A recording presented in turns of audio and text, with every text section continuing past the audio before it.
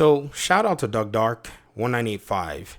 He's newly arrived on the PC gaming scene, and he's pretty much talking about some of his experience so far. However, in his most recent video, he made mention of a few things that I would just chalk up to basically the knowledge that he has of the PC gaming market. And the statements that he made are not necessarily accurate. In fact, I would say their accuracy is like 40% of the whole story. And the reason I wanted to do this is not to put Doug Dark on blast. I just wanted to correct what I think is a misnomer that happens a lot. Let's listen to the beginning of his video, because that's just the beginning portion where he made mention of what he wanted to say, because you need to be armed with a lot of knowledge, because many people are looking to moving their gaming from console to PC. So let's listen to Doug Dark here. Everybody, Doc Dark 1985. There's levels to this. Is PC gaming more expensive than console gaming? The answer is no. That's it. You don't have to keep watching the rest of the video. Let me explain this to you, okay? If you, this generation, have a PS5 and you have an Xbox Series X, and let's say you got them both at launch, then you paid, I'm being generous here, you paid about $1,000 for them. Right? 500 for one, 500 for the other one. If you got a PS5 a little bit later on, you had to get the PS5 with a bundle, which means you paid more than $500 for it, right? So depending on when you got these consoles, let's just say that you got it when they dropped. You paid $1,000 for both these consoles, okay? Now, if you wanted to replace one console with a PC, then you would have to spend a lot more. You wouldn't be able to do it. You're not going to be able to get the same equivalent amount of performance for $500, right? But again, let me stop him right there. So his comparison, he's starting off with a premise that in reality, not a lot of people would jump into, because not many people are going to go out there and buy both consoles. They'll usually stick with the console of proxy, where they have their gaming library. However, the conversation about, say, the $1,000 fee is a very steep way to start all of these analyses. Let's go ahead and just use one console. That, I think, is the best way to answer this question. So if you bought a PlayStation 5 at launch, like I did, for $500, you've paid for PlayStation Plus anywhere from $180 or maybe more if you're doing Plus Premium. You've paid more for games than the average PC gamer by spending at least $10 extra at launch of the game. And the comparison we're going to use here is Dragon's Dogma 2. If I look on CD Keys, the deluxe edition is about $62.99 right now, and the standard edition is $61.69. I paid $58 on CD Keys. Greenman Gaming is also another website that's credible, and they all use regional pricing, and their keys are cheaper. Looking on PlayStation, the same exact games are $7 to even, in some cases, $10, $11, $12 more. So this cost of games that you're going to see show up every time these new games launch is about $10 a game. If you buy 4 brand new games a year, for the last 4 years, you've spent an extra $160.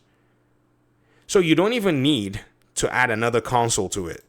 At that point, it's insane, right? Because your costs have just skyrocketed. So if you're a dedicated console player, then you just want to have both consoles at that point. So I want to go ahead and put that out there. Let's keep watching, though. and if you bought both consoles and you paid $1,000 and you grabbed $1,000 and instead you placed that into a PC, you could get a PC that could perform, listen to me, that could perform equivalent to those consoles, and in some cases outperform it because of the simple fact that games are not locked on PC. That is inaccurate. Doug Dark, I appreciate the fact that you're now on PC and such, but we got to get you into some conversations and we got to show you the secret sauce. So when I say the secret sauce, there are a lot of things that need to be taken into account here, because if you guys just saw my spreadsheet just now, you would have seen that on the right side of that spreadsheet, there were some other calculations that we did. Now let's go back to that particular spreadsheet, because we need to look at the data points and the data sets to be able to draw better conclusions.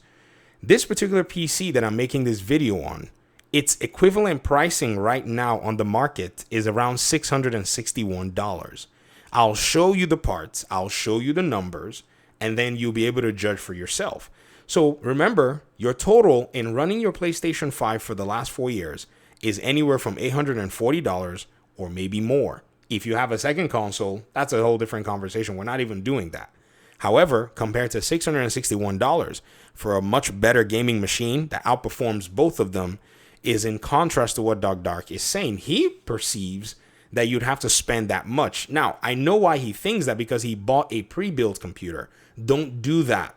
You're taking away the engineering and the stewardship of that machine into your own hands. So I recommend you build. It's like building Legos. You can show a 9-year-old how to do it, and they'll do it. I believe an adult can also do it as well. Now, let's look at the parts. The CPU in this build is a Ryzen 5 5500. When you go look at this particular CPU, sorry for blasting you guys with all kinds of rays of light, this same CPU is $99 right now. I bought it for $89. You can do so. B&H, Amazon, and others, they usually bring this particular CPU down by $10. In fact, if you sign up for B&H's credit system, they'll give you your taxes back. So I paid $89 flat. I bought 3 of these CPUs, so I can vouch for it. My son needed an upgrade on his computer. I just bought one of these CPUs and bought a motherboard, put it in there. Half the price of a specific console. Don't got to upgrade a console almost ever till he gets to like 18 years old, because his device should be able to play anything at 1080, no problem, unless maybe he gets a Christmas present or something. GPU or a 6750 XT. That's the GPU that's in this computer. I'll show you guys here in the system settings very soon.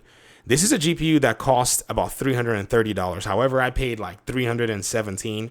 I had a little bit of a credit, and I used it on my purchase, and it reduced the price.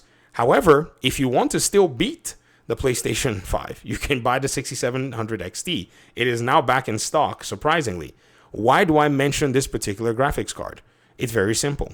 If you actually go ahead and look at the equivalent of this particular GPU and CPU on the Xbox Series X and the PS5, you'll realize that the CPU inside of the Xbox Series X is an AMD 4800S. Digital Foundry did a review using it. It's called the desktop kit for 4800S. What happened is there were these particular Series X modules that got their GPU deactivated, and then they had a PCIe slot added to them, and they were sold as a desktop solution, but it was in China only.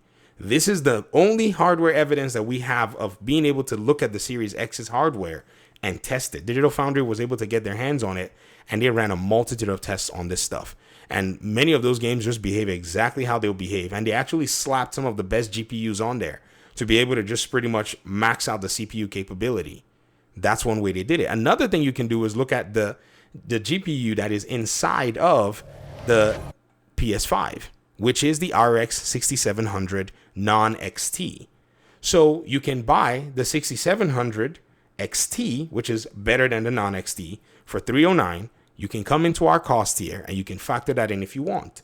You can buy a CPU case, which is your computer case, for $50. You can buy your power supply for $40. Somebody said to me that $40 was cheap PSU and it wasn't good. And I laughed at them and said, I hope you realize that a power supply is a piece of engineering that requires certification before it can be let out the door. If the company cuts corners and something happens, they are liable for that. So, except there's a manufacturer defect that they cannot detect, they have to make sure that they follow the books. And if they don't follow the books, then it's going to come back to haunt them. So that is a very silly misnomer that they're putting out there. RAM you can buy for $35. Somebody else said that cheap RAM is not going to do anything. I said, you don't know anything about PC gaming then. Maybe because you think the RAM is faster, it's going to somehow, in a sense, mean that it's whatever. You could just use regular RAM. If you have more money, buy more RAM. But you could use base, frequency RAM and you'll be fine. You could buy yourself some storage for $45. $512 will get you an SSD or an NVMe. You'll be able to rock on a motherboard for about $85. So Doc Dark's numbers are off. But again, he bought a pre-build, and his pre-build was about $899. I made a video about it previously, and I think that's where he's actually getting his numbers and judging from. Ladies and gentlemen, this whole PC conversation it's game over. With console, it's always been game over, but for the most part, the market was a little skewed after the pandemic, and it was hard to get the consoles. It was hard to get GPUs at decent prices because of scalping, and the companies didn't do anything. They were enjoying the prices. But now that everything is starting to settle down and we're in the mid-gen refresh, it makes no sense for anybody to go ahead and buy themselves a PS5 Pro other than the fact that they want one. That's all it is. But if you say you want more performance, you want anything better, you are much better off buying yourself a gaming PC and you'll be able to get the job done for way less money. If we did $1,000, if say Doc Dark is saying $1,000 and I actually open up the market and I open Windows and I actually say, let us get you a $1,000 build, do you know what's going to happen to that $1,000 build? At this GPU, ladies and gentlemen, I'm comfortably playing at 1440. That means I have an extra $400 to play around. Do you know what I can get for another extra $400? I'll leave that for the next video. Thanks so much for watching. We'll continue Doc Dark's video, but I guess my point's already made. Peace out. So I basically finished the video and I forgot that I said I was going to show you guys the specs of this particular computer I was recording the video with. So let's go ahead, and I'm making my thumbnail, I just remembered. Let's just go ahead and look at the specs, and I'm going to basically do this in post-production. So we're going to a task manager. We're going to go ahead and blow this up so you can see the CPU, like I said, and you guys saw the price for $99 or $89 as I paid for it, is an AMD Ryzen 5 5500. It's a very capable CPU, able to do 1440 when paired up with this. I have some videos on Gotham Knights, which is the game that I play the most and I've been testing, and you'll be able to see it pretty much knock the thing out at 60 FPS. I locked the FPS for that. The GPU, as I also said, is a 6750 XT, which I paid about $317 for. You can get one that is just a little under. They're basically almost the same GPU, to be very honest. The 6700 XT and 6750, they have very close performance. You will see a difference when you do benchmarks between both of them. In terms of RAM, the memory is basically 16 gigs of RAM, and I'm not using anything crazy. I think I'm using a PNY 960 gig SSD that I bought at GameStop. Yep, and I'm using another SSD. I can't even remember what it's the SBCC version brand. Go on Amazon. These brands are actually, for some reason, they're actually quite durable. Knock on wood. I paid for another brand just recently, and that one crashed on me. So these have been actually they've actually served their purpose. But anyways, that's the build. Thanks for watching.